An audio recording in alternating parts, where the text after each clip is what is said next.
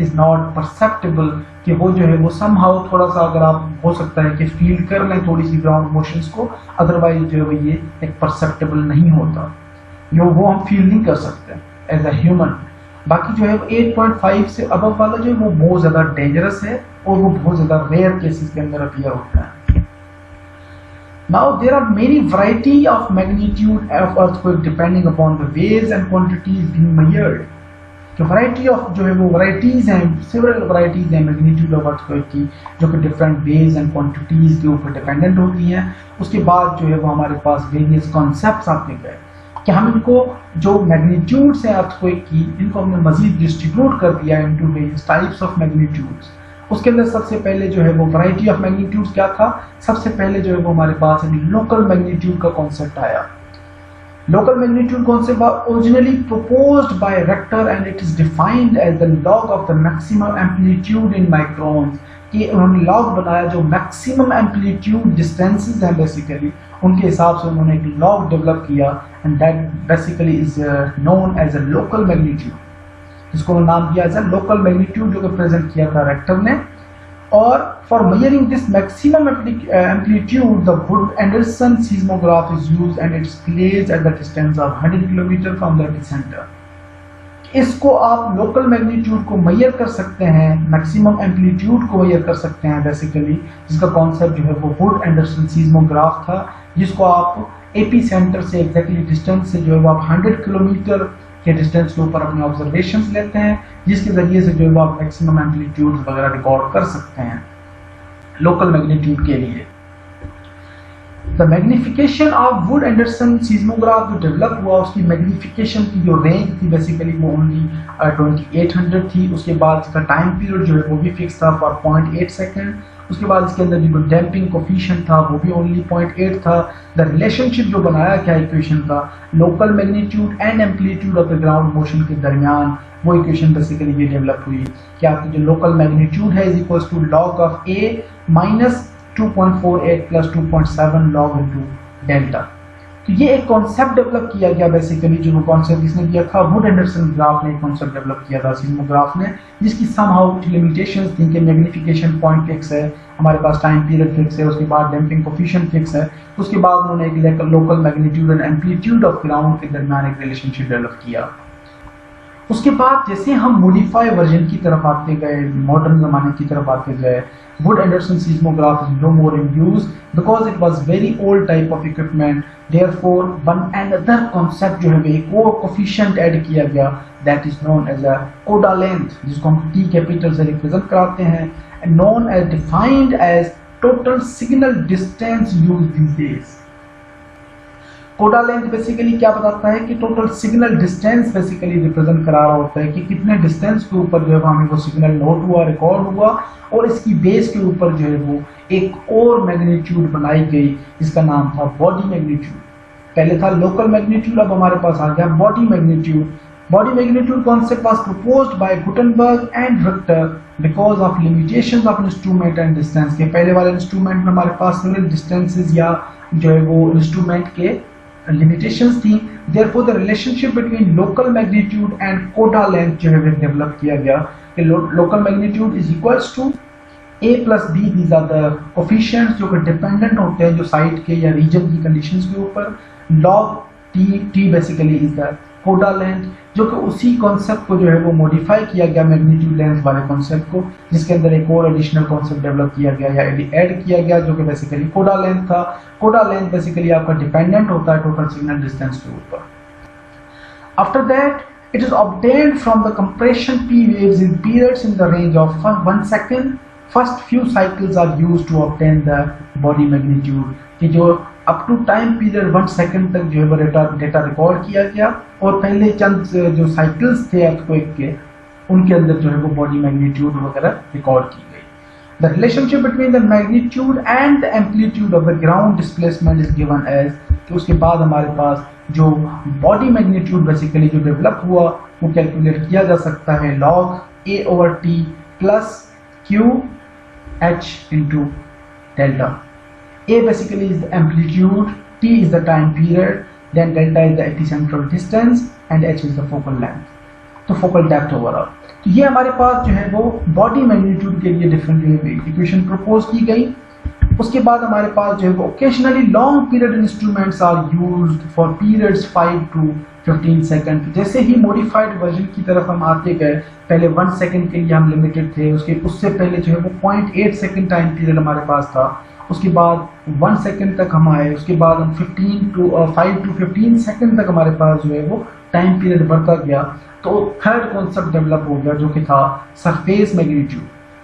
Surface magnitude was again proposed by Gutenberg and Richter mainly for large epicentral distance। जब आपका epicentral distance बहुत ज़्यादा होता है, जो है वो ज़्यादा टाइम तक जो है वो अर्थक्वेक कंटिन्यू रहता है, उस केस के अंदर however it may be used for any epicentral distance। इस इक्विपमेंट के अंदर वो मॉडिफिकेशंस डाली गई थी कि जो है वो ये किसी भी epicentral distance के ऊपर यूज हो सकता है and any seismograph can be used। तो इसके अंदर कोई लिमिटेशंस नहीं थी, ये कहीं पे भी आप यूज कर सकते हैं। एपिसेंट्रल डिस्टेंस भी इसका वेरी कर सकता है, सीस्मोग्राफ भी आप कोई भी यूज कर सकते हैं, और इन्हीं की बेस के ऊपर Prague formulation is used with surface wave period of the order of 20 seconds. 20 seconds तक जो है वो प्रागा फार्मूलेशन बनाई गई। प्रागा फार्मूलेशन बेसिकली जो है वो क्या 20 सेकंड्स तक था। The relationship between the surface magnitude and amplitude of ground motions equation develop की गई, जिसके अंदर जो है वो ms basically is the surface magnitude, log area amplitude, t is the time period for the 20 seconds, fix time period एक रखा गया, एंड 1.66 log डेल्टा प्लस 2। ये इक्वेशन डेवलप की गई जो कि हमें सरफेस मैग्नीट्यूड रिकॉर्ड करने में हेल्प करता था। Then finally we got the concept of seismic moment magnitude, जो कि बेसिकली ओरिजिनल आपका सीस्मिक जो है वो मैग्नीट्यूड था is a better measure of large size earthquake। ये कॉन्सेप्ट डेवलप हुआ कि seismic movement magnitude is a better measure of large size earthquake with the help of seismic movement। कि हम जो है वो seismic magnitude को seismic movement के जरिए कैलकुलेट करें, तो वो कॉन्सेप्ट जो है वो बेसिकली बड़ा सक्सेसफुली कामयाब भी रहा। तो मूवमेंट बेसिकली क्या थी, seismic movement is equals to GUA, where m0 या m0 basically is the seismic movement, A is area, U basically is the longitudinal displacement, and G is the shear modulus of rigidity। इस concept से जो है हमें seismic movement develop हुए, और seismic movement जो हमें सीस्मोग्राफ से रिकॉर्ड हुए, इन दोनों का आपस में जो है वो एक पीरियोडिक वेव्स के जरिए स्ट्रेन एनर्जी जो रिलीज हुई from the epicentre rupture of the surface, इनका एक को रिलेशन डेवलप किया गया। उसके बाद कनामोरी डिजाइन जो है वो सीस्मिक मूवमेंट या आपकी उसके बाद Kanamori design MW seismic movement जो है वो मैग्नीट्यूड था, scale which relates to the seismic movement equation. जिन्होंने सीस्मिक मूवमेंट और सीस्मिक जो है वो मैग्नीट्यूड को आपस में कोरिलेट किया, जिससे हमारे पास जो इक्वेशन डेवलप हुई वो ये थी 2/3 log 10 m0 seismic movement -6। अब -6 basically is a constant factor जो कि ऑब्जर्व किया गया। Constant 6 was obtained from the regional characteristics, जो कि जिस रीजन के अंदर फोकल रीजन जहां पे अर्थक्वेक डेवलप हुआ था, उस रीजन का हमने एक 6 फैक्टर जो है वो कांस्टेंट कंसीडर किया। From figure we can see all magnitudes, body magnitude, surface magnitude and local magnitude are same as movement magnitude। ये बेसिकली कॉन्सेप्ट जो है वो कनामोरी के डिजाइन के बाद जब ये कॉन्सेप्ट डेवलप किया गया, तो उन्होंने 6 का कोफिशिएंट जो है वो क्यों कांस्टेंट यूज किया, इसलिए यूज किया कि तमाम मूवमेंट्स जो हम कैलकुलेट करते हैं, तमाम मैग्नीट्यूड्स बेसिकली कौन सी, local magnitude, body magnitude and दूसरी सरफेस मैग्नीट्यूड, तब सारी कैलकुलेट करते हैं। तो इस एक पॉइंट के ऊपर 6 रीजन के अंदर ये ऑलमोस्ट इक्वल हो जाती हैं तमाम मैग्नीट्यूड्स एंड मूवमेंट मैग्नीट्यूड। इस वजह से अगर हम 6 का कॉन्सेप्ट यूज करते हैं तो हमारे पास जो है वो इस रीजन के अंदर कोई खास वेरिएशन नहीं आ रही, तो 6 हमारे पास एक कांस्टेंट फैक्टर जो है वो ऐड हुआ। अगर हम 6 से जैसे ही एक्सीड करते हैं, हमारे पास वेरियस जो है वो वैरायटी ऑफ चेंजेस आ जाती हैं। बॉडी जो है वो आपका मैग्नीट्यूड डिफरेंट हो जाता है, उसके बाद लोकल मैग्नीट्यूड डिफरेंट हो जाता है, उसके बाद जो है वो हमारे पास सरफेस मैग्नीट्यूड जो है वो भी डिफरेंट हो जाता है। Therefore, for large size earthquake, one has to specify what kind of magnitude people are talking about। कि जो लोग बात कर रहे हैं कि अर्थक्वेक जो है वो ज़लज़ला आया, किस साइज का आया, बेसिकली वो जो है वो हमारा डिपेंडेंट है इन टाइप ऑफ द जो है वो आपकी मैग्नीट्यूड्स के ऊपर। कि मोमेंट मैग्नीट्यूड था बॉडी मैग्नीट्यूड था, लोकल मैग्नीट्यूड था या सरफेस मैग्नीट्यूड था। Then we have energy release. Energy release basically किस तरह से जब अर्थक्वेक इरप्ट होता है, स्ट्रेन एनर्जी एक सिग्निफिकेंट रिबाउंस एनर्जी जनरेट होती है। Energy in joules releases in relationship between the surface magnitude के साथ एक रिलेशन डेवलप किया गया कि अगर आप सरफेस मैग्नीट्यूड को कैलकुलेट कर लेते हैं तो आप ओवरऑल एनर्जी को भी एस्टिमेट कर सकते हैं। Estimate due to releases due to earthquake is equals to 10⁻⁴.8 + 15 into surface magnitude. अब मैग्नीट्यूड बेसिकली क्या होता है? मैग्नीट्यूड एक स्केल है जो कि रिप्रेजेंट कराता है द इंटेंसिटी या एक जो है वो magnitude of that earthquake. Magnitude एक वैल्यू है, जैसे for example magnitude 7.3 what actually it means energy release जो 7.3 अर्थक्वेक जब मैग्नीट्यूड का इंपैक्ट करता है तो ये इतनी एनर्जी रिलीज करता है 50 मेगाटन न्यूक्लियर एक्सप्लोजन के बराबर। ये ऑलमोस्ट जो एक 50 मेगाटन न्यूक्लियर एक्सप्लोजन का कोई एक ब्लास्ट हो तो आपका उतनी एनर्जी रिलीज होगी जितनी आपका एक मैग्नीट्यूड 7.3 का अर्थक्वेक रिलीज करता है। Magnitude 7.2 basically releases 32 times more energy than magnitude 6.2 earthquake. उसके बाद magnitude 8 earthquake releases 1000 times more energy than magnitude 6। Difference बहुत छोटा है दोनों के अंदर, M6 है मैग्नीट्यूड 6 का अर्थक्वेक है और दूसरा मैग्नीट्यूड 8 का अर्थक्वेक है, लेकिन डिफरेंस थोड़ा सा है और एनर्जी जो है उसके अंदर बहुत ही ज़्यादा वाइड रेंज के अंदर जो है वो 1000 टाइम्स का जो है वो फर्क आ रहा है। In addition to these energy release की इक्वेशंस के साथ साथ हमारे पास कुछ और इक्वेशन जो है वो डेवलप की गई which has been develop for the rupture length, rupture area and the displacement in the fault lines. ये तीनों कॉन्सेप्ट जो है वो ऐड किए गए। पैरामीटर जो कि रप्चर एक लेंथ था, उसके बाद रप्चर एरिया है, then we have a displacement in the fault lines और obtained from the different data that have been collected.